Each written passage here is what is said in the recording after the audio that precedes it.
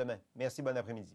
Donc, vous les apercevez de gauche à droite. Horacio Arruda, directeur national de la santé publique, Christian Dubé, ministre de la Santé, et M. Paré, le responsable de la vaccination. On les écoute. Vous indiquez que ça va être un petit peu plus long aujourd'hui, mais comme j'espère que c'est un de nos derniers points de presse cette année, que vous allez comprendre qu'on a plusieurs sujets et on va essayer quand même d'y aller rapidement, mais on a plusieurs points à couvrir.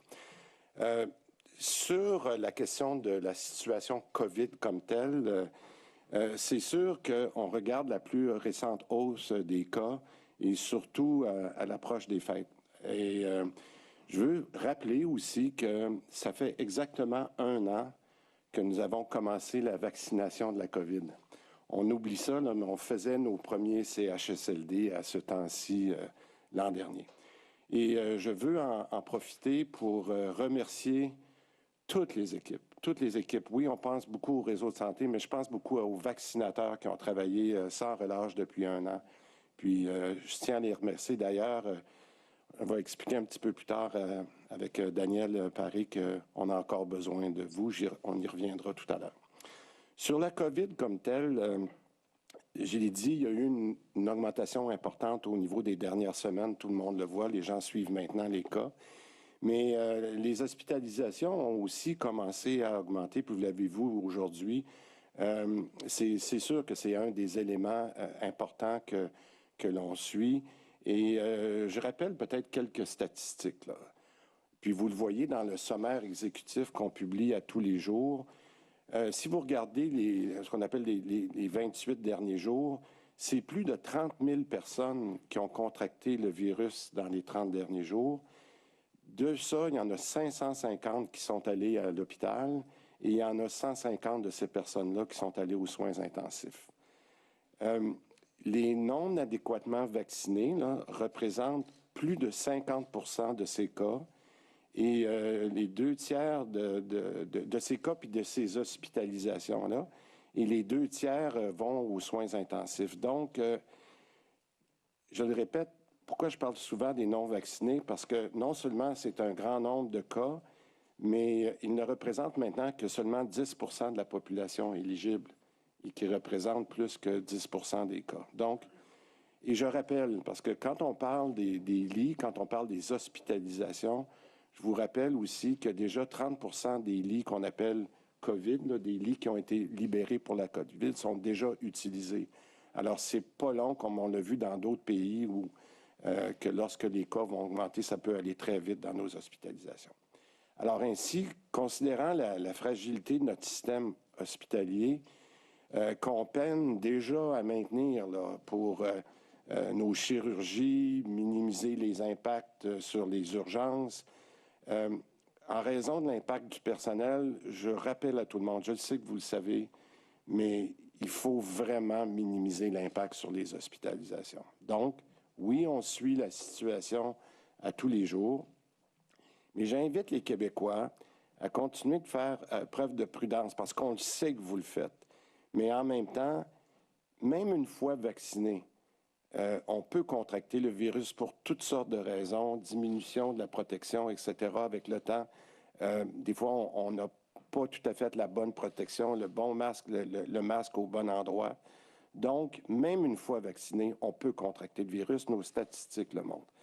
Alors, moins on a de contacts, puis surtout à l'approche des fêtes, moins on a de contacts, moins on est à risque, et particulièrement, je le répète, pour les personnes qui sont vulnérables. Et on le dit, si vous vous rassemblez, s'il vous plaît, faites-le entre personnes qui sont vaccinées. Et si vous avez des symptômes, faites-vous dépister et isolez-vous. Nous allons d'ailleurs mettre en ligne là, un rappel pour les meilleures pratiques pour le temps des fêtes. Et j'invite encore une fois, je pense qu'on ne le fera jamais assez souvent, et je le fais de façon très poliment, aux non-vaccinés à reconsidérer leur choix. Étant donné les risques qui sont plus élevés qu'ils encourent, c'est encore temps d'aller vous faire vacciner. Il nous reste un bon 3 mois d'hiver à passer et surtout qu'un nouveau variant, le variant Omicron, est à nos portes.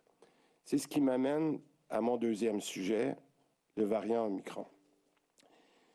Pour le moment, Et Dr Arruda pourra répondre plus en détail à vos questions tout à l'heure, mais pour le moment, on aurait encore un nombre limité de cas au Québec, de cas Omicron. Par contre, la situation réelle sur le terrain, on l'a vu, puis moi je me fie beaucoup à nos experts, qui nous disent que cette situation-là, elle est peut-être sous-estimée, pour toutes sortes de raisons. Et on le voit que la situation en ce moment, elle est très difficile en Ontario. Et on les appuie parce qu'on sait que c'est difficile lorsque ça se met à exploser. Dr Arruda a demandé à ce qu'on ait encore une fois un criblage de tous les cas d'une journée. Donc aujourd'hui, on va faire ce qu'on a fait la semaine dernière.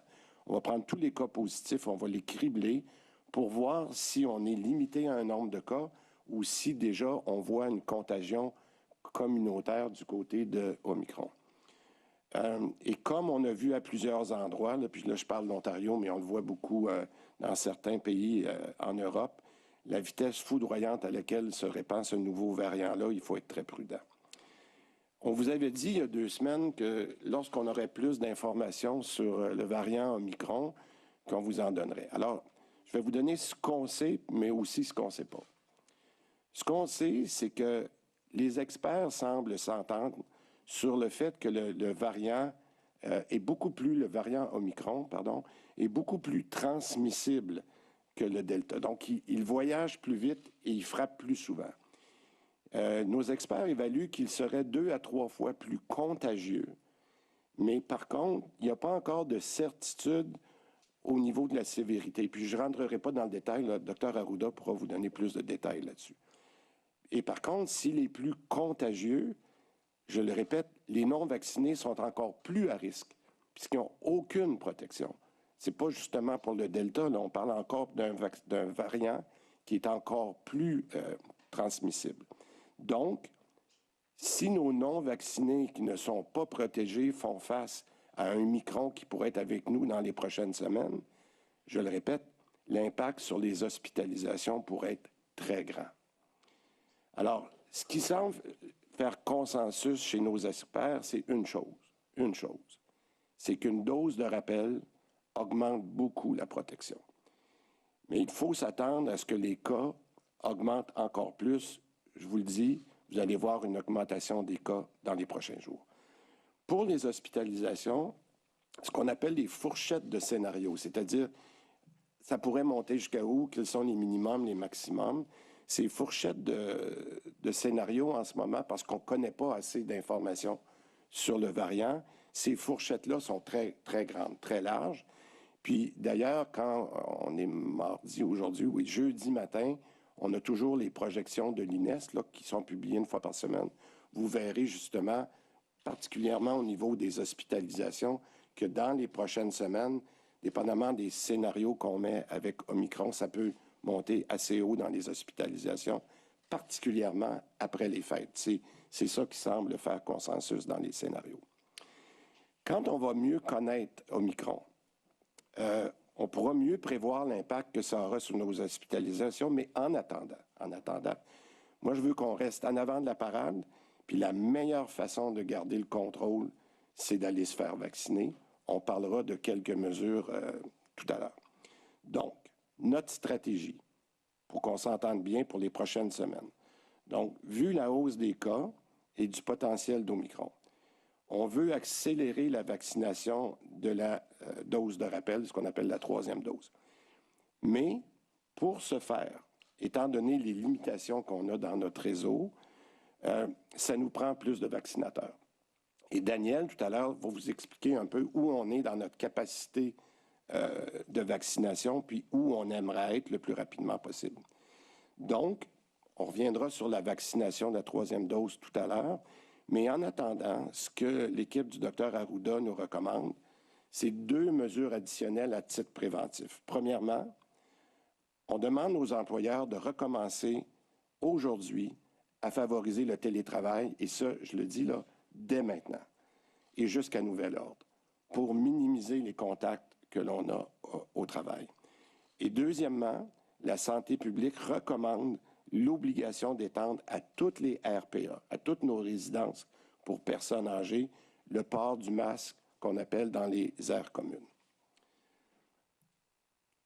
De temps en temps, si on a besoin de bonnes nouvelles, on va aussi rendre disponibles les tests rapides à l'ensemble de la population. Mais étant donné l'enjeu de provisionnement qu'on a avec le fédéral, je vais laisser Daniel tout à l'heure, dans les prochaines minutes, vous détailler comment on va travailler sur justement la question des tests rapides pour être capable d'aller plus rapidement. Alors peut-être je demanderai à M. Paré de nous parler et des tests rapides et du processus de vaccination. Daniel? Bonjour à tous. Comme M. Dubé l'a mentionné, au Québec, on veut compter sur au moins 10 millions de tests rapides pour le mois de décembre. On insiste d'ailleurs pour recevoir notre quote-part traditionnel, qui est 22,6 % de toutes les acquisitions du gouvernement fédéral. Donc, oui, un 10 millions d'entrée de jeu, mais bien sûr, on s'attend à voir beaucoup plus au cours des prochaines semaines et des prochains mois. Et c'est pour ça qu'on est fiers aujourd'hui de pouvoir annoncer que dès lundi prochain, on sera en mesure de débuter la distribution graduelle des tests rapides à toute la population en général. Présentement, on a déjà livré plus de 6 millions de tests pour nos plus jeunes au niveau des écoles primaires et des garderies où sont en train d'être distribués présentement. Et si les livraisons arrivent à temps, bien sûr, ils seront distribués avant les vacances de Noël. L'annonce aujourd'hui pour l'approche populationnelle, c'est que nous avons maintenant une entente avec nos pharmacies communautaires, plus de 1900 pharmaciens au Québec qui pourront, dans le fond, distribuer les tests à la population. C'est le plus grand réseau de distribution qu'on pouvait compter, là, je pense, pour donner de l'accessibilité pour ces tests-là. Tout ce qu'on va recevoir du gouvernement fédéral, eh bien, au cours des prochaines semaines, on va le mettre disponible au niveau des pharmacies. On a mis en place un réseau de distribution qui va être robuste. On l'a vu au niveau de la vaccination et on va pouvoir compter aussi sur eux pour la distribution des tests rapides. Les personnes pourront recevoir 5 tests gratuitement par période de 30 jours. Encore une fois, tant et aussi longtemps qu'on nous aurons des tests disponibles. Donc, lundi, il y a une partie de la population qui aura accès à ces tests, mais plus que le gouvernement fédéral, encore une fois, va nous en emmener avec notre réseau de distribution, on va les rendre disponibles. Et d'ailleurs, on va s'assurer de bien le communiquer à la population, un peu à l'exemple des vaccins. Lorsqu'on en recevait 100 000, 200 000, 300 000, eh bien, on va le rendre disponible, cette information-là, pour que le public soit capable de nous suivre et de voir que les tests deviennent de plus en plus disponibles. De plus, on est conscient que pour la période des fêtes, on a d'autres tests rapides qui sont dans d'autres contenants qu'on va rendre disponibles au niveau des résidences pour personnes âgées et pour nos CHSLD, encore une fois, comme un outil de prévention pour nos usagers qui seraient symptomatiques. Encore là, on va continuer, dans le fond, le programme qu'on met en place. On veut le rendre disponible et viable pour les 3 prochains mois. Oui, pour le temps des fêtes, on va faire tout ce qui est en notre possible pour les rendre disponibles. Mais encore une fois, tant qu'on va recevoir des tests rapides du gouvernement fédéral, on va les rendre disponibles en janvier, en février et en mars. Parce qu'encore là, on doit se préparer aussi pour les prochaines semaines et les prochains mois. Bien sûr, ces tests-là doivent être utilisés de la bonne façon.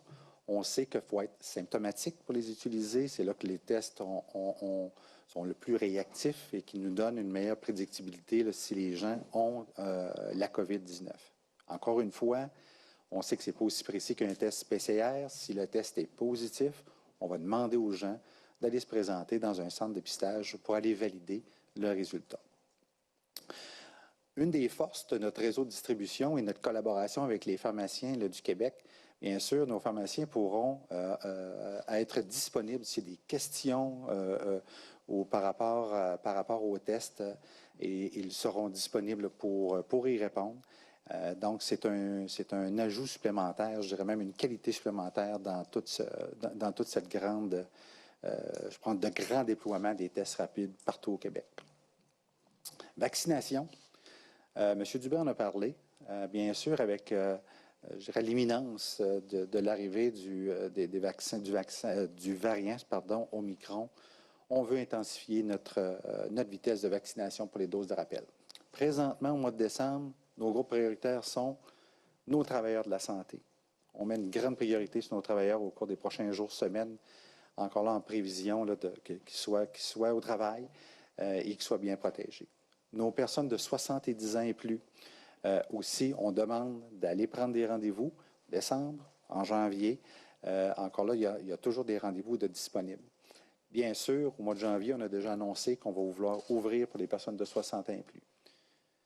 Plus, dans le fond, c'est on va être capable d'adapter notre campagne de vaccination, le nombre de rendez-vous qui seront disponibles, bien sûr, avec la quantité de personnes capables de vacciner puis personnes qui vont vouloir venir nous aider.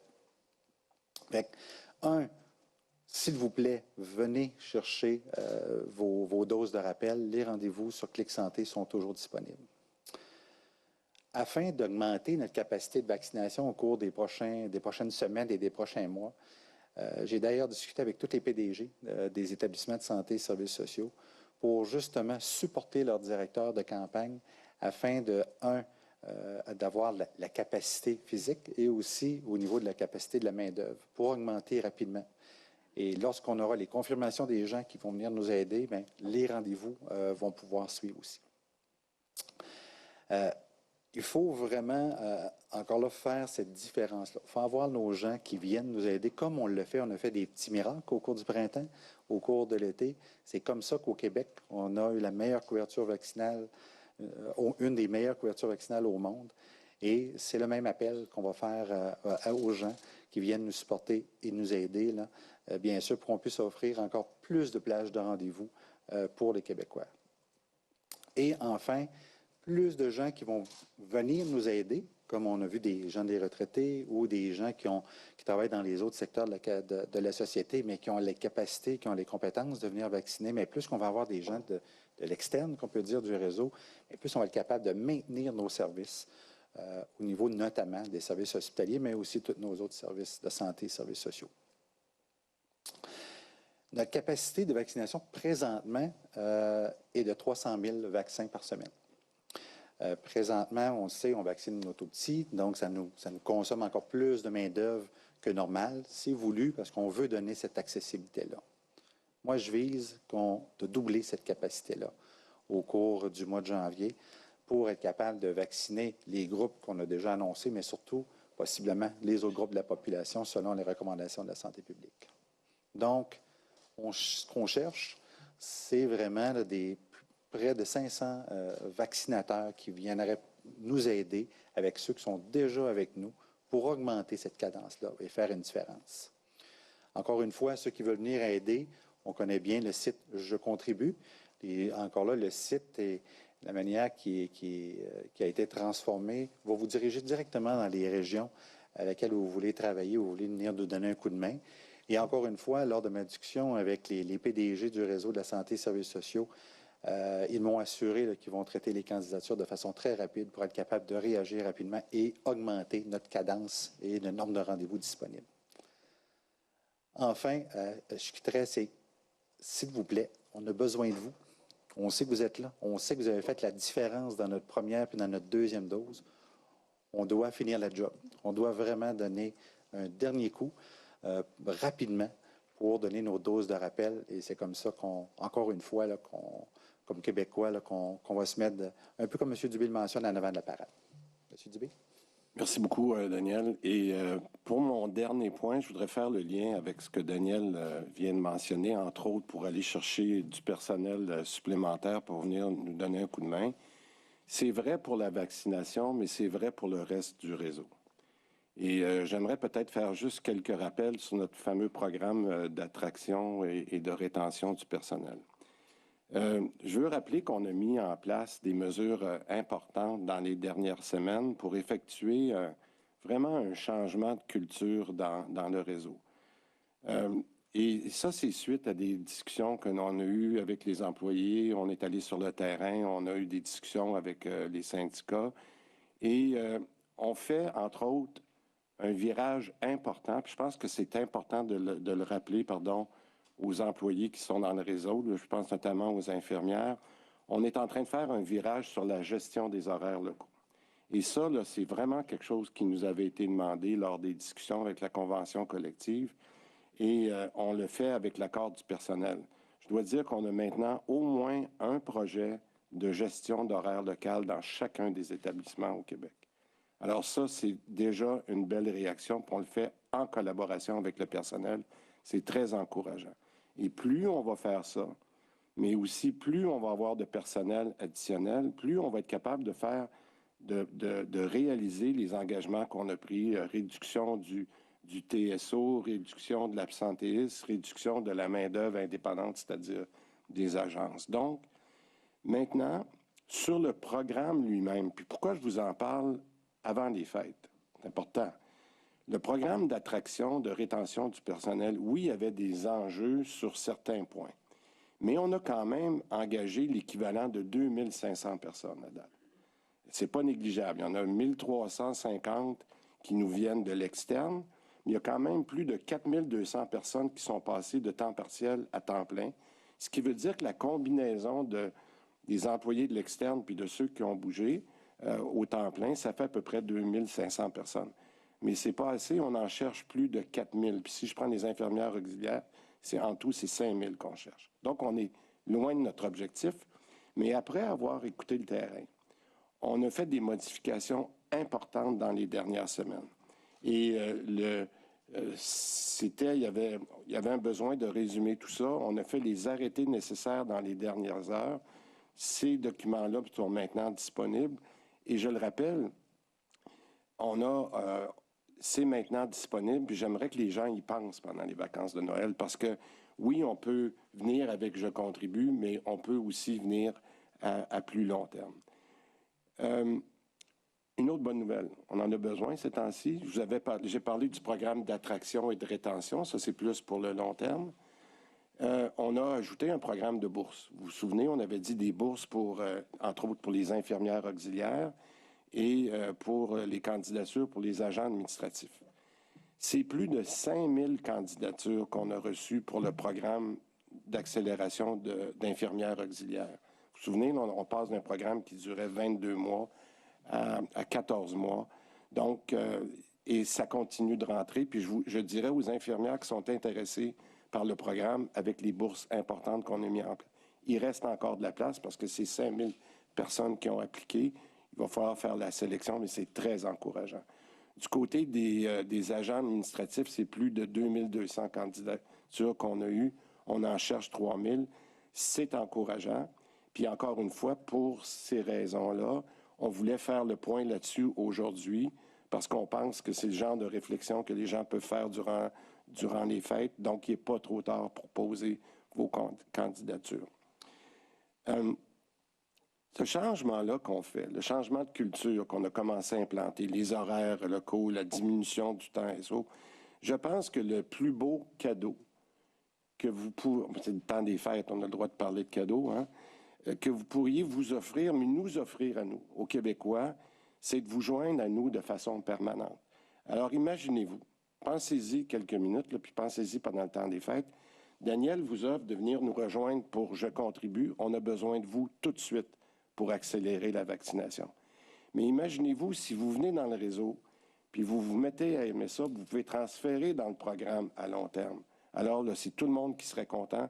Puis je pense que, je le répète, la période des fêtes, puis c'est pour ça qu'on voulait vous en parler aujourd'hui, vous avez jusqu'à la mi-janvier, puis on sera accommodant pour ceux qui signifieraient leur intention de le faire à la mi-janvier pour être sûr que vous pouvez participer et au programme de Je contribue, mais aussi au programme d'attraction et de rétention, mais au troisième, c'est-à-dire les bourses pour les infirmières auxiliaires et pour les agents administratifs. J'ai assez parlé, je suis rendu à la conclusion. J'apprécie beaucoup votre patience. Alors, on a besoin de vous. On a encore un coup à donner. C'est sûr que le nouveau variant, encore une fois, il faut apprendre à vivre avec. C'est peut-être pas la meilleure nouvelle qu'on a, mais vous le savez, on a toujours été très transparent. On vous dit ce qu'il y en est. Je veux qu'on reste en avant de la parade, mais c'est en équipe qu'on va faire ça ensemble. On a parlé beaucoup avec le premier ministre et avec l'équipe. Je pense que les Québécois vont répondre à l'appel encore une fois. Il faut qu'on reste solidaire et je pense qu'on a encore une fois la chance de travailler avec Je contribue. Ce que Daniel Paré a dit pour accélérer la vaccination, pour moi, c'est très important. Si les gens viennent plus rapidement pour le programme de vaccination, on aimerait mieux accélérer, même de ne pas attendre au début de janvier. Si on peut faire l'accélération de la cadence, on le fera durant les fêtes avec des gens qui ont peut-être déjà pris leurs vacances. Mais je ne veux pas enlever le travail à Horacio, Dr Arruda, pardon, mais nos bonnes habitudes dans le temps des fêtes sont encore plus importantes. Puis je vais les rappeler parce que on le voit avec l'augmentation des cas, puis c'est pour ça que je conclus en vous disant ceci, même sans Omicron, on voit l'augmentation des cas. C'est-à-dire qu'en ce moment, il y a peut-être une certaine relaxation. On voudrait penser que la situation est derrière nous, mais ce n'est pas le cas. C'est malheureux, ce n'est pas le cas. Alors, qu'est-ce qu'on doit faire? On doit se laver les mains fréquemment. On doit garder nos distances. C'est difficile quand on est à Noël de garder nos distances. On doit se couvrir le visage le plus souvent possible. On doit penser à aérer les pièces de la maison quand vous pouvez le faire. Le rassemblement est toujours à 10 à 10 personnes dans les résidences privées jusqu'au 23 décembre. Le passeport vaccinal pour accéder à des lieux publics non essentiels est toujours exigé. Et je résume, ce qui se passe ailleurs dans le monde en ce moment, ça nous préoccupe. Mais il faut continuer à faire preuve de prudence. Merci beaucoup. Quelques mots en anglais maintenant. Il y a eu une augmentation importante de cas depuis quelques semaines. Les hospitalisations ont également commencé à augmenter. Comme vous le savez, c'est un des éléments clés que nous observons. Avec Omicron, pour l'instant, nous aurions encore un nombre limité de cas au Québec. Pour la situation réelle, c'est probablement une situation de sous-estimation. On voudrait dépister tous les cas aujourd'hui pour voir le niveau de contagion communautaire. Étant donné l'augmenté des cas, nous voudrions accélérer la troisième dose. Donc, nous allons rétablir des sites d'immunisation de masse et rouvrir des plages horaires de rendez-vous. Mais nous avons besoin d'employés supplémentaires. Nous regardons 500 vaccinateurs et du personnel administratif. Donc, si vous êtes disponible, s'il vous plaît, venez nous aider selon votre formation depuis 1 an. La santé publique recommande également 2 mesures de prévention additionnelles. Premièrement, les employeurs demandent à leurs employés, donc les employeurs sont demandés à inviter leurs employés à retourner à la maison pour le télétravail jusqu'à nouvel avis et aussi de porter le masque dans les aires communes. Maintenant, pour les tests rapides, nous avons demandé au gouvernement fédéral pour un minimum de 10 millions de trousses. Nous avons également insisté sur la réception de quantités de tests rapides proportionnellement à la population. Par conséquent, nous annonçons que dès lundi prochain, nous serons en mesure de commencer la distribution des tests rapides à la population générale dans tout près de 1900 pharmacies. Et ce sera fait de façon gratuite. Les gens pourront donc recevoir jusqu'à 5 tests par personne par 30 jours. Lundi, une partie de la population aura accès à ces tests, mais nous pourrons en offrir davantage selon l'offre du fédéral. Je vous remercie. Nous allons maintenant débuter la période de questions. Alors, s'il vous plaît, vous limitez avec une question sous question et spécifiez votre nom et votre média. Véronique Lauzon, TVA Nouvelles. Vous avez parlé de l'importance d'avoir une 3e dose quand même rapidement, mais on manque de personnel. Et là, vous dites, on va peut-être y arriver en janvier à avoir ce personnel-là, mais le feu ne va pas déjà être pris dans la maison en janvier. Il n'y a pas d'autre façon qu'on pourrait y arriver pour qu'on puisse vacciner le plus rapidement possible pour une 3e dose? Peut-être qu'on peut revenir, puis je vais demander à Daniel de compléter. Là. En ce moment, comme j'ai dit, on a une capacité de 300 000. Bon, 300 000 nous permet de 300 000 personnes par semaine, d'accord? Mais on n'a pas tout rempli nos rendez-vous, là. Il y a des rendez-vous encore Hier, on a vacciné à peu près 30 000 personnes, mais notre capacité, j'ai dit, est à peu près 40 000 par jour. 40 000 fois 7 jours, c'est à peu près le 300 000 dont on parle. Donc, il y a des gens qui n'y vont pas en ce moment. Fait que ça, c'est la première chose. C'est pour ça qu'on insiste aux gens, on leur rappelle d'aller se faire vacciner s'ils sont prêts. Ça, c'est la première chose. Mais où vous avez raison, c'est qu'on aimerait ça aller plus vite. Parce que là, à 300 000 personnes par semaine, 300 000, c'est à peu près ce qu'on a à faire pour la vaccination des employés de la santé. Bon, ça, il faut absolument faire ça, même pendant les fêtes. Le plus important là, pour nous, c'est de protéger ceux qui sont sur le terrain. Est-ce qu'on serait capable d'aller plus vite? Parce que le docteur Arruda va le dire. On a dit, quand on est à la période de 6 mois, là, on a eu notre intervalle de 6 mois, une journée de plus, on ne change pas en citrouille. Là. On est encore protégé, d'accord? Mais si on était capable d'accélérer là, et c'est là que je dirais que le variant Omicron est venu nous dire, bien, à date, on fait tout ce qu'on peut, là, parce qu'il faut faire attention de garder l'équilibre. Notre personnel, il est en train de faire des chirurgies, il est en train de faire du dépistage, vous le savez, tout ce qu'on fait en parallèle. Donc, on s'est dit, même s'il y a beaucoup de nos gens qui nous ont donné un coup de main durant la dernière année, puis il y en a qui sont peut-être en vacances ou qui ont dit, j'ai fait ma part, et ils ont raison. On ne dit pas qu'ils n'ont pas raison. Mais on dit peut-être si on pouvait accélérer nos 60 ans et plus, on prévoyait les faire en janvier. On serait-tu capable d'accélérer ça? C'est ça qu'on dit aujourd'hui. Fait que je ne sais pas si ça répond à votre question. Donc, vaccinons ce qu'on est capable de faire aujourd'hui, puis il nous reste de la place. Fait que appelez, prenez votre rendez-vous, puis venez. Mais si on est capable d'avoir plus de monde, on va le faire. On va le faire, puis moi, je ne serais pas surpris un peu comme on fait quand on fait des sondages ou des levées de fonds. J'espère que les téléphones sonnent en ce moment. Oui. Vous avez parlé des hospitalisations qui sont en hausse. Est-ce que ça vous inquiète? Est-ce qu'on a une limite acceptable? Bon, OK. Je ne veux pas vous perdre dans les chiffres, là, mais je vais vous faire un petit calcul. OK? Puis je pense que c'est important pour les gens de le comprendre. Quand on a à peu près 25 admissions par jour, hein, c'est ça qu'on a depuis quelques semaines. Hein? Vous voyez ça rentrer 25 admissions, puis il en sort à peu près de nos hospitalisations une vingtaine. C'est ce qui fait qu'on monte de 5 cas par jour. Ça, c'est quand on avait à peu près entre 1000 et 1500 cas. D'accord? Aujourd'hui, là, quand vous allez avoir le temps d'aller voir les résultats d'aujourd'hui, vous allez voir le nombre d'admissions, c'est 47. Est-ce que c'est une mauvaise journée ou ça indique une tendance?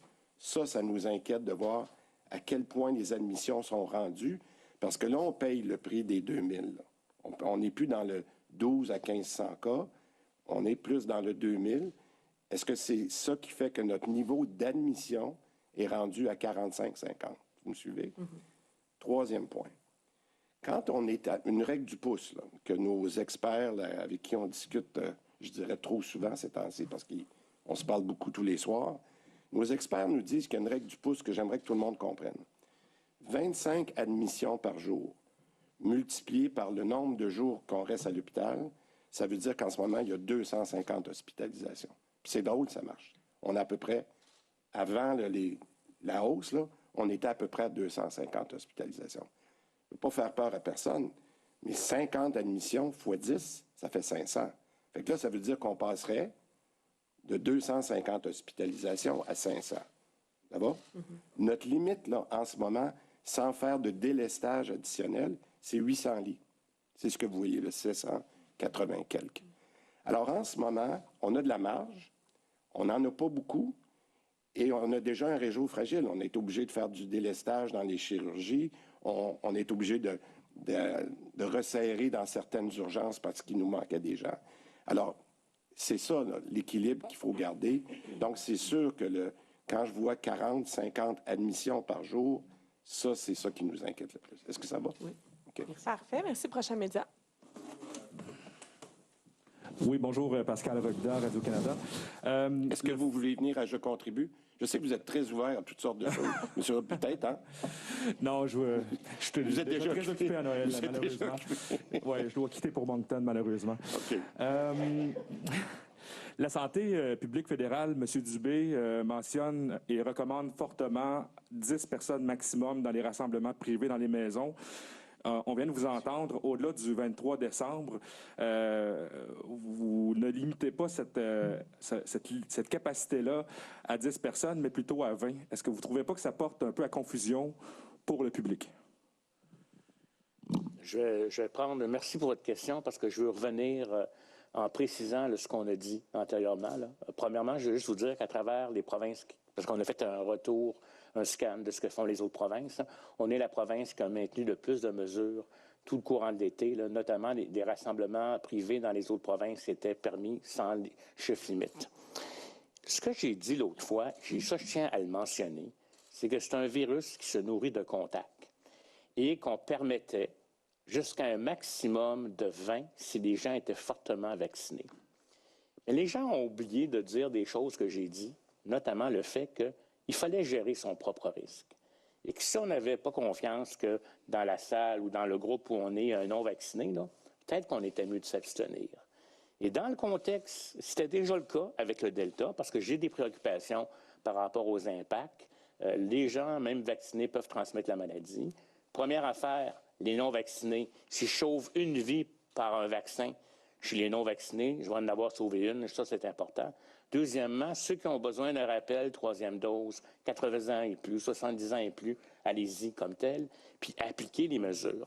Moi, je tiens à vous dire, on va être 7 chez nous à Noël. On a décidé, on devait être 15, là, j'ai décidé de baisser à 7, parce qu'on peut gérer son risque comme ça. Les gens sont assez intelligents. Vous savez, là, il y en a, même si on dit 10, ils vont faire des parties à 25 puis à 30. Mais je fais appel à l'intelligence des Québécois et je demande aux gens que s'ils ont des craintes puis que ça les inquiète, bien, de diminuer leurs contacts. Ils reprendront leur temps des fêtes. Je trouve ça important, c'est une contribution importante. Mais plutôt que de pénaliser certaines personnes qui peuvent se rendre à 20, puis on va voir. Là, vous le savez, hein, j'ai toujours dit ce que je dis aujourd'hui peut changer demain, là. On a du criblage qui s'en vient. On va regarder les données d'hospitalisation. Je sais que l'Ontario va annoncer des choses tantôt. On a moins de cas de micron au Québec. On va en avoir. Hein. Il va nous venir nous balayer comme tout. Dans ce contexte-là, si vous avez des craintes, puis vous voulez vraiment gérer votre risque, faites un plus petit rassemblement ou faites-en pas plusieurs non plus. Il ne faut pas penser qu'entre le 23 et le 2 janvier, il faut faire des rassemblements 20 personnes à tous les jours. C'est pas ça, là. On a permis une limite chez des vaccinés. Ça, c'est important. Puis chez des non-vaccinés, bien, c'est à vos propres risques et périls. Merci. En sous-question? Oui, M. Dubé, vous parliez tout à l'heure du réseau de la santé qui était très fragile. On parlait de délestage. Il y a des urgences qui débordent en ce moment, puis il y en a beaucoup dans le réseau de la santé qui demandent actuellement la mise en place de cliniques tièdes. Des gens qui n'ont pas forcément un médecin de famille, mais qui ne sont pas assez malades pour se rendre dans les urgences et prendre la place d'un cas qui est plus lourd. Et est-ce que vous êtes ouvert à l'idée, justement, de mettre en place des cliniques de grippe pour alléger, je vous dirais, la charge de travail des gens qui sont déjà débordés dans le réseau? Bien, écoutez, on fait toutes sortes d'initiatives. Là. Je ne voudrais pas commenter sur celle-là parce qu'on en regarde présentement, puis je ne voudrais pas créer de fausses attentes, mais je vous dirais que hier, j'étais dans une clinique, par exemple, qu'on appelle une clinique d'urgence pédiatrique, qui se spécialise, qui est pour les enfants, c'est évident, mais qui n'est pas dans un hôpital, qui est dans une clinique accessible à tout le monde, un peu comme une GMF. Et ça, c'est de très, très belles initiatives qui permettent d'enlever, c'est à Brossard, là, dans le quartier 10-30, qui permettent d'enlever la pression sur, justement, les urgences. Alors, il y a plusieurs initiatives qu'on considère comme ça, puis je pense qu'on va le voir. D'ailleurs, je le répète, là, la plus belle façon de réaliser toutes ces initiatives-là, c'est d'avoir plus de personnel. Ça nous prend des infirmières auxiliaires, et c'est pour ça qu'on parle de « je contribue », parce que si les gens viennent, on va libérer des infirmières qui nous aident à la vaccination, ils peuvent retourner dans le réseau. On peut rouvrir des chambres, moins de pression sur les urgences. Ça va tout ensemble, ça. On est là-dedans. Là. Merci beaucoup. Prochain média. Bonjour, Annie Guillemette au 98.5. Le PM, ça fait au moins un an que vous posez des questions. Oh, mon Dieu, oui. Oui. Je me suis pratiquée souvent, je vais essayer d'être bonne. Hier, M. Legault disait tenir en quelque sorte au rassemblement de 20 personnes.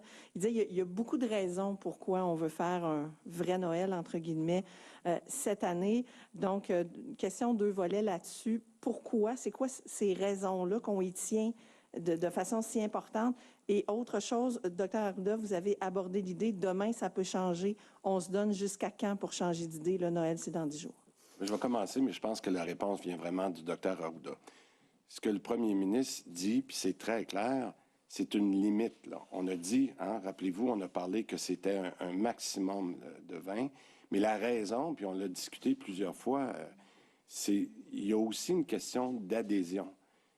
Les Québécois ont fait, tous ceux qui sont fait vacciner, là, puis là, on est rendu, on se rapproche on est au-dessus de 90% de ceux qui sont éligibles.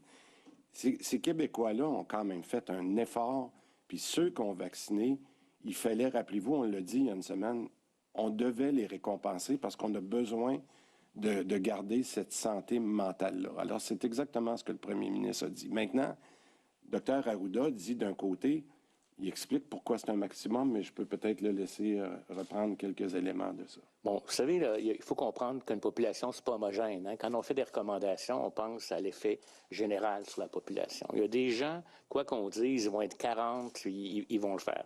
Il y a des gens... moi, je pense que ce qu'on voulait, c'est qu'à ce stade-ci, les gens savent un peu plus comment prévenir. À ce stade-ci, les gens ne veulent pas nécessairement être infantilisés. OK?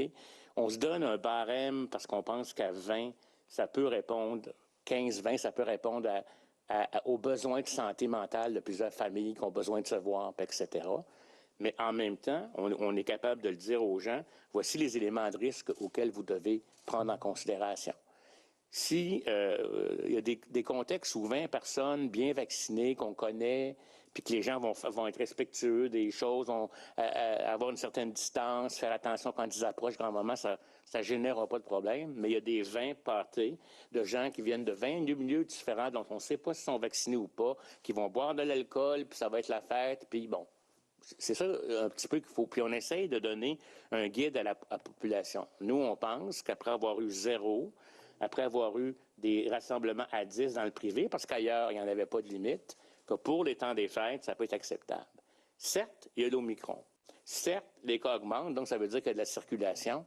Puis certes, la réponse à ça, c'est la vaccination et les mesures qu'on vous a dit d'essayer d'appliquer. Puis à chaque personne de gérer son risque. Moi, j'ai un beau-frère et une belle-sœur qui ont 70 ans, ils sont bien vaccinés, etc., mais je ne veux pas vivre avec le fardeau de dire que si jamais ça se retrouve aux soins intensifs en janvier-février, c'est à cause qu'on a absolument voulu faire un party de Noël. Ça, c'est une question très, très, très personnelle. Mais ce que je veux dire, on met aux gens les informations. Je crois que les Québécois sont intelligents. Les Québécois nous ont suivis. Je vous dis, vous pouvez aller jusqu'à un maximum de 20 de gens vaccinés. Si vous pensez qu'il y en a qui ne sont pas vaccinés ou vous ne voulez pas vérifier, mais vous faites votre choix en fonction de ça, à la fois pour vous protéger, mais protéger le non-vacciné qui, lui, a des grandes chances de se retrouver à l'hôpital. Fait que c'est ça, là. Puis on peut vous dire, là, on a comparé tout ce qui se passe dans les autres provinces, etc. Et puis, il n'y a pas de recette magique comme telle. Puis là, je vous dis, est-ce que ça va... Là, vous me posez la question, je vais voir le résultat des criblages, on va voir ce qui se passe en termes d'hospitalisation, puis on prendra une décision le plus rapidement possible. Mais mon alignement, là, mon idéal, c'est qu'il y en ait peut-être des gens qui en fassent des 20 bien organisés, puis que les contacts soient diminués quand c'est possible. Merci. En sous-question? Oui, je vais l'utiliser pour mon deuxième volet de ma question. Vous vous donnez jusqu'à quand pour réviser si jamais le criblage n'est pas bon ou si... Tous les jours. Tous les jours. Horacio vient de le dire, là. Écoutez, demain, on fait un criblage, puis on voit qu'il y a plus d'Omicron de façon communautaire. On va reconsidérer. Je pense qu'il faut vivre avec ce qu'on vit depuis maintenant presque 2 ans. C'est de se réajuster. Moi, j'ai un mot très important qui nous vient du premier ministre. On n'a pas peur de changer d'idée si on pense qu'on ne va pas dans la bonne direction. Puis il faut rester en avant de la parade. Nous, on a eu beaucoup de discussions avec nos collègues de l'Ontario. Là, c'est grave ce qui est en train d'arriver. 20% on passait de 10 à 20% d'Omicron en dedans d'une semaine et quelques jours. On pense qu'ils vont être rapidement à 50%. Ils sont déjà même à 30 aujourd'hui. Alors, c'est exponentiel. Alors, pour ça que tout à l'heure, on est prudent. On dit oui, on a seulement une 40aine de cas, mais les cas qu'on ne connaît pas, là, ils sont peut-être déjà là. Puis c'est pour ça que le docteur a un criblage aujourd'hui. Je pense que la dernière fois qu'on s'est vu, c'était le 7 décembre. Ça fait à peine 7 jours. Vous ne pouvez pas vous imaginer la quantité de connaissances qu'on est en train de mesurer, de rapports qu'on lit d'Afrique du Sud. J'ai passé ma fin de semaine à regarder les données pour être capable de prendre des décisions et jusqu'à quel point ça s'est étendu dans le monde de façon excessivement accélérée. Là, je vais vous dire bien honnêtement, j'ai l'impression qu'on fonctionne à 78 tours, là, tellement ça va vite. Fait que on essaie toujours de prendre ça, 78 tours, Horatio, mais c'est correct. Ça, c'est vieux, ça démontre mon âge, mais c'était avant moi, ça, quand même. Moi, je comprends, mais je suis pas sûr que tout le monde comprend. C'était une vitesse rapide de disques en vinyle à l'époque dans les gramophones. Excusez-moi, Horatio. Vous avez raison. Merci. Alors, nous allons procéder avec des questions du prochain média. Oui, Ariane Lacourcière de la Presse, je vous confirme que je ne comprenais pas le 78 ans. Excusez-moi. J'avais des questions parce qu'on voit que les hospitalisations augmentent, les cas aussi chez les 60-79 ans, qui sont quand même une population plus à risque. Ils ne peuvent pas tous encore recevoir leur 3e dose. Je sais que vous voulez l'accélérer, mais il y a la question du 6 mois quand même qui fait qu'il y en a plusieurs qui ne vont pas pouvoir le recevoir avant un certain temps. Beaucoup de cas chez les enfants. Est-ce que c'est vraiment une bonne idée de permettre à ces deux catégories-là de personnes de se regrouper à Noël? Bon. Je vais diviser votre question en deux, là, parce que le 60, premièrement, de 70 ans et plus, il devrait venir parce qu'il nous reste des places. Je l'ai dit tout à l'heure. Fait que s'il y a un message aujourd'hui, Daniel l'a dit, il faut vraiment que les 70 ans et plus viennent. Il nous reste des places en ce moment. Fait que ça, c'est important, là, entre le 30 000 et 40 000 qu'on vaccine. Pour les 60 à 69, on a demandé au Dr Arruda de regarder. Il y a toute la responsabilité du cycle. Je ne vais pas rentrer dans le détail de ça. Mais on doit obtenir l'autorisation parce que c'est pas au vaccinateur sur place de décider que quelqu'un dirait, ben moi j'ai 62, mais alors je veux peut-être qu'Horatio en parle parce que ça on est en train de regarder qu'est-ce qu'on peut faire. Mais bon, juste vous dire, j'ai vérifié ce qui se passe à travers le monde. Là. Le 6 mois, c'est véritablement l'endroit où on pense qu'on a le gain plus important pour rebooster l'immunité. Comme le disait le ministre, on ne se retrouve pas à zéro là 6 mois et un jour. Fait que donc, dans le fond, le 6 mois, ça demeure une bonne période. Parce que aussi, quand on va refaire l'immunité, on veut qu'elle perdure plus longtemps. Puis si on la fait trop tôt, on va la perdre plus tôt aussi, quelque part. Donc ça, c'est une des choses importantes. La question aussi, les gens ont des maladies chroniques qui font partie du groupe qui peut déjà se faire vacciner. Ouais, là. C'est important. Ce qui est différent d'une personne de 60 ans en bonne santé, mais quelqu'un qui a du diabète, maladie chronique, cardiaque et autres, peut déjà se faire vacciner. Sans permission spéciale. On y va en fonction du risque. Puis pour ce qui est du mélange des enfants avec les grands-parents, je l'ai dit l'autre fois aussi, il faut faire un peu attention, là, parce qu'actuellement, où circule le plus le virus? Chez les jeunes enfants. OK? Et on va les vacciner, ce qui va être une bonne chose, mais ça ne veut pas nécessairement dire qu'ils ne transmettront pas la maladie. Puis si vous êtes une personne âgée qui est très fragile, mais essayez de porter une certaine distance et de porter un masque. Ça va vous permettre de voir quand même les enfants, mais sans nécessairement s'exposer trop. Est-ce que je peux juste rajouter un point là-dessus, parce que votre question est pertinente, puis peut-être que c'est Daniel qui peut aller. C'est pourquoi on est content, puis j'apprécie le travail du fédéral, honnêtement, là. M. Duclos, depuis quelques semaines, là, il se débat. J'allais faire un parallèle religieux, mais comme un diable dans l'eau bénite. Excusez-moi le parallèle, là, mais je ne veux pas dire qui est ça. Là, mais M. Duclos fait un excellent travail pour nous trouver les tests rapides en ce moment. Mais si, puis Daniel peut peut-être commenter, on a tout ce qu'il faut avec les pharmaciens pour donner ça pour les enfants et les grands-parents. Fait que si vous avez un doute avant de mettre les tout-petits avec les plus vieux, puis peut-être, tu n'en as pas une boîte avec toi où tu aurais pu faire une démonstration, Daniel? Je l'ai laissé dans la salle tantôt, je m'excuse. Mais il y a une vidéo, peut-être tu peux en parler un peu. Mais effectivement, écoutez, les tests, vous pouvez voir, là, on a mis plusieurs vidéos là, en ligne là, pour... c'est quelque chose de très accessible, c'est facile d'utilisation, il faut le faire de façon concentrée. Mais un peu comme M. Dubé le dit, là, je pense que l'annonce aujourd'hui, avec le partenariat qu'on va faire avec les pharmacies communautaires, là, on se donne une infrastructure solide et on va être capable de donner de l'accès partout au Québec.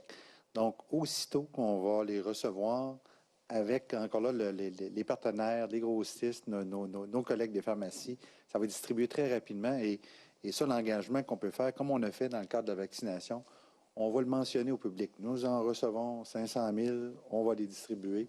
De cette façon-là, ça va être un bon moyen de communiquer avec vous par rapport à ces éléments-là. Et puis même merci Daniel, mais Mme Lacourcière, juste un point, c'est qu'il y a bien des parents qui ont déjà reçu, soit par l'intermédiaire des services de garde, soit par les tests qu'on a donnés dans les pack-sacs aux enfants dans les écoles primaires. Il y en a déjà à peu près, 6 millions qui ont été donnés, là? 6 millions. Alors, c'est pour ça que le 3-4 millions additionnels qui vont rentrer dans les prochaines semaines, ça totalise à peu près 10 millions de tests qui sont déjà disponibles aux parents.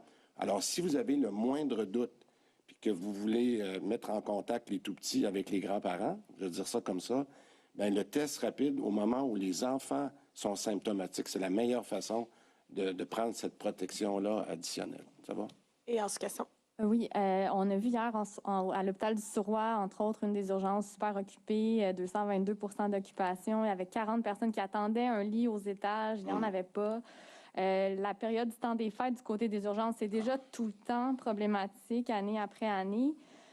Donc, là, tantôt, vous avez dit qu'il y a 30 des lits COVID qui sont déjà occupés. Je répète peut-être la question de ma collègue. C'est quoi le seuil où est-ce qu'on peut se rendre, où est-ce que là, il va falloir qu'on interdise les rassemblements de 20 ou plus, ou que là, il va falloir agir?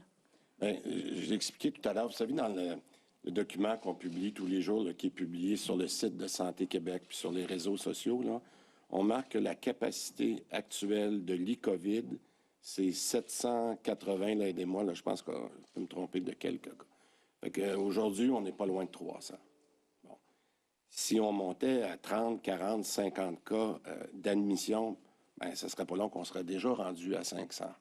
Alors donc, 500 sur 800, on commencerait à se rapprocher d'un seuil qui serait peut-être difficile, là. Alors, mais en ce moment, on a le bon équilibre. Il y a des situations comme au Suroît, c'est un hôpital où je suis allé assez souvent depuis 3 mois, là. Je comprends très bien la situation, mais je le dis, et c'est pour ça qu'aujourd'hui, j'ai voulu parler, on a besoin que des infirmières reviennent. C'est pour ça qu'on a mis beaucoup d'attractions dans nos programmes. C'est pour ça que la gestion d'horaire local, elle est importante. On a des gens qui ne font que ça, là, s'occuper de faire arriver ces programmes-là pour que les infirmières aient le goût de revenir dans le réseau, travailler à des heures qui sont intéressantes, conciliation, travail, famille, tout ce qui nous a été demandé. Puis j'espère qu'on pourra amener des infirmières au Suroît le plus rapidement possible. Merci beaucoup. Je prends une petite seconde pour sensibiliser tous et toutes du temps qui file rapidement. Donc, questions courtes, réponses courtes, si c'est possible. Je pense que c'est à moi qui parle. Merci. Les files d'attente s'allongent dans les centres de dépistage à l'Hôtel-Dieu de Montréal là, depuis 13 heures cet après-midi. On fait passer des tests de dépistage rapides dans les files d'attente dehors. Oui. Est-ce que c'est une nouvelle stratégie de la santé publique? Dr Arruda pourra peut-être répondre, considérant le fait qu'on dit que ce n'est pas toujours efficace, les tests de dépistage rapides quand on est asymptomatique, ou c'est le fait qu'il manque de personnel puis on n'est pas capable de fournir à la demande? La réponse, c'est qu'il manque de personnel. Puis c'est pour ça qu'on demande aux gens de venir nous donner un coup de main rapidement avec Je contribue. On ne se le cache pas, là. On le dit, si on a du monde, on va en envoyer un petit peu en vaccination, on va en envoyer d'autres en dépistage. Donc, oui, il nous manque des gens. Et les gens sont inquiets en ce moment. Maintenant, avant de passer la parole au Dr Arruda, je répondrai rapidement, Marjorie. 2 choses. Si on le fait dans les files, oui, on en a discuté, mais il faut tester les gens qui sont symptomatiques. Parce que le test rapide, là, pour des personnes qui ont... C'est pas la bonne chose à faire. Il faut être très prudent avec ça. Mais en même temps, je le mentionne, il y a beaucoup de gens qui viennent en ce moment se faire tester parce qu'ils veulent être sûrs qu'ils sont corrects, qu'ils peuvent faire des parties. Puis ça, il faut faire attention à ça. Parce que là, on l'a vu, là, il y a une montée du nombre, mais c'est des gens qui n'ont aucun symptôme. Ils n'ont pas été en contact avec quelqu'un qui a COVID, mais que pour se donner bonne conscience de dire, moi, je vais pouvoir aller à un party, je vais être sûr que je n'ai pas la COVID. C'est pas ça l'objectif, là. Qu'on se comprenne bien. Alors, c'est pour ça qu'on dit, si vous avez des symptômes, si vous avez été en contact avec quelqu'un, allez vous faire dépister. Et c'est pour ça qu'on va essayer de compléter ça avec nos tests rapides pour les gens qui sont symptomatiques. Je ne sais pas si Horacio... Oui, peut-être vous dire qu'on veut quand même maintenir une capacité d'être capable de faire des PCR, parce que si on veut détecter des Omicron, etc., ça prend des PCR, c'est pas avec des tests rapides. Mais ça fait partie de l'introduction, là, je voudrais à ce stade-ci, avec beaucoup de monde vacciné, avec moins d'impact comme tel, un faux négatif ou un faux positif a moins d'impact. Donc, ça fait partie de la stratégie qu'on voulait mettre en santé publique à ce stade-ci. Je tiens à vous dire qu'on s'en allait aussi, qu'on s'en va de plus en plus vers une autogestion de la COVID-19 avec le temps. Et donc, ça fait partie de la stratégie et l'utilisation qui va être faite de ça va être encadrée. Les pharmaciens vont vous donner des guides, etc. Il y en a qui vont mal les utiliser, c'est assez clair, mais on va s'assurer de l'utiliser à la bonne place et de se garder quand même notre capacité qui est quand même assez élevée par rapport à bien d'autres endroits dans le monde d'être capable de faire des PCR. Parce que ça va demeurer aussi une façon de faire du séquençage, de démontrer des nouvelles souches, etc. Fait que c'est un outil de plus et ça tombe quand même relativement au bon moment parce qu'il y a une augmentation du nombre de cas, puis il y a une baisse de capacité. La docteure Mylène Drouin, souhaite que les enfants puissent passer un test de dépistage rapide avant le retour en classe en janvier. Avec les stocks actuels puis ceux à venir, est-ce que c'est réaliste de croire qu'on pourra fournir davantage de tests ou les parents doivent prévoir garder un test pour le fameux jour de la rentrée? Je vais te laisser répondre à ça. Écoutez, si j'aurais une boule de cristal, je pourrais vous donner une meilleure prédiction. Pas une mauvaise idée de se garder un test pour le retour en classe. Mais encore là, les informations qu'on reçoit du gouvernement fédéral, c'est qu'il travaille vraiment à en acquérir d'autres de différents fournisseurs. Et encore une fois, si nous, on les reçoit, on va les mettre à disposition de tous les Québécois. Merci. Moi, je vais ajouter un élément. La chose à faire, c'est de faire vacciner les enfants. Ça, je tiens à le dire. S'il y en a qui ne sont pas encore allés faire vacciner les 5 à 11 ans, c'est le temps d'y aller encore. C'est important. C'est beaucoup plus important que de se garder un test avant Noël pour le retour. Oui, mais je tiens à insister parce que c'est véritablement la vaccination qui protège l'enfant, qui va protéger plus Est-ce qu'on a déjà dit, Horacio, qu'on était rendu à 50 % avec la prise de rendez-vous? C'est déjà, pour les 5-11 ans, c'est 40 quelques % plus les rendez-vous. On est à 51 %. Ça, c'est un beau cadeau de Noël pour les enfants. Ça serait le fun d'aller reprendre un autre 10 % cette semaine. Alors, merci de le rappeler. Je pense que les parents, oui, il y a l'école, mais ceux qui peuvent amener leur enfant dans un centre de vaccination, aller chercher un 10-12 % cette semaine, ça serait bon. Merci. Prochain média. Oui, Olivier Fauché, Journal de Montréal. Question pour M. Dubé. Malgré votre appel à 500 contributeurs supplémentaires pour la vaccination, à quel point allez-vous devoir piger davantage dans le réseau de la santé? Est-ce que ça risque pas de fragiliser le réseau dans une période de hausse des hospitalisations? Bien, écoutez, c'est cet équilibre-là qu'on fait depuis 20 mois. Je n'ai pas de réponse magique. La seule chose qui nous aide, c'est quand on a, par exemple, des gens qui viennent avec « Je contribue » qui font une grande différence. Alors moi, on vient de le dire, là, ce qu'on veut, c'est accélérer la 3e dose pour toutes les raisons qu'on a expliquées aujourd'hui. On en demande 500, s'il en vient 100, on va être heureux, si on en vient 200. Chaque 100 vaccinateur, chaque 100, nous donne, c'est 100 000 de plus de capacité, oui, c'est à peu près ça. C'est carrément ça. Par semaine. Fait que ça fait une grosse différence. Aujourd'hui, là, si on pouvait convaincre, aujourd'hui, 100 vaccinateurs qui nous ont déjà aidés de revenir maintenant, on vient de se donner 100 000 de capacité. C'est le genre de choses. C'est pour ça qu'aujourd'hui, on en parle. OK. Question assez simple. Est-ce que vous allez imposer le télétravail à la fonction publique? Bien, écoutez, avec la recommandation qu'on a eue du Dr Arruda, on a demandé au Trésor, là, pour les fonctionnaires, de voir quelle était la... On va les laisser réfléchir à ça, mais c'est sûr que si on demande dans le privé, on va demander au gouvernement de trouver la meilleure façon de réduire les attentes par rapport au travail au bureau. Merci beaucoup. Prochain média. Bonjour, Clara Descournage de la presse canadienne.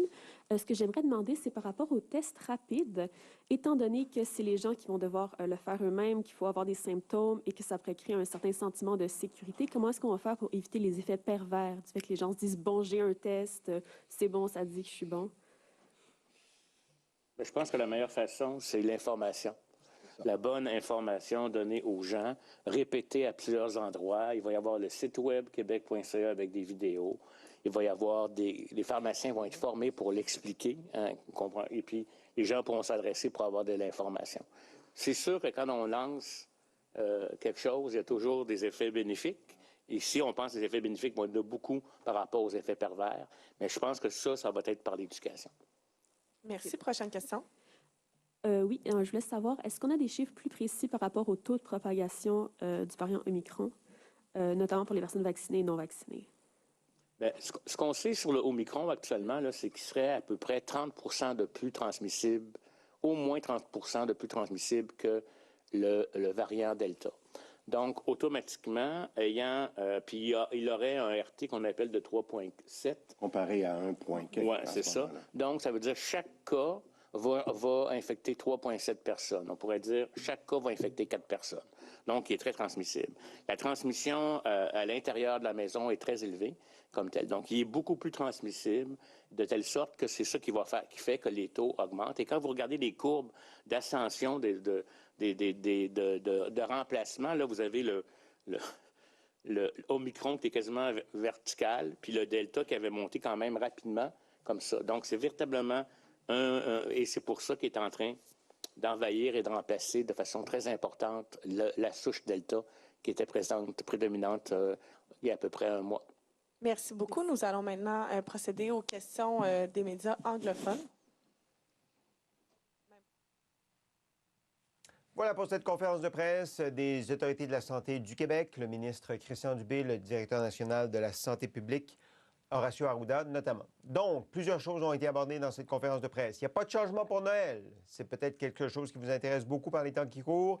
Jusqu'à 20 personnes pourront se rassembler à Noël, à moins d'avis contraires. Ça pourrait changer. Horacio Arruda ne ferme pas la porte à un changement de direction pour le gouvernement. Mais gérez votre risque, c'est ça le message qu'il envoie. Il fait appel à l'intelligence des Québécois pour gérer leurs risques. Vous n'êtes pas obligé de vous réunir à 20 personnes si vous n'êtes pas à l'aise, mais vous avez le droit jusqu'à 20 personnes. Lui, dans son propre cas, est passé de 15 invités à 7 invités chez lui pour les fêtes de Noël. De nouvelles mesures seront en application très bientôt. Favoriser le télétravail. On demande aux employeurs de favoriser le télétravail pour leurs employés. On va devoir porter un masque dans les aires communes des résidences pour personnes âgées. Aussi, dès lundi, des tests rapides seront disponibles gratuitement dans les pharmacies. Une boîte de 5 tests par personne, par mois, gratuitement jusqu'au 31 mars. Boîte de 5 tests par personne, par mois, gratuitement jusqu'au 31 mars. Et on accélère la vaccination de la 3e dose pour le personnel de la santé notamment et pour les personnes de 70 ans et plus, mais on a besoin de vaccinateurs, 500 vaccinateurs de plus pour augmenter la cadence, augmenter le rythme. On lance un appel donc pour que les gens viennent travailler pour cette campagne de vaccination.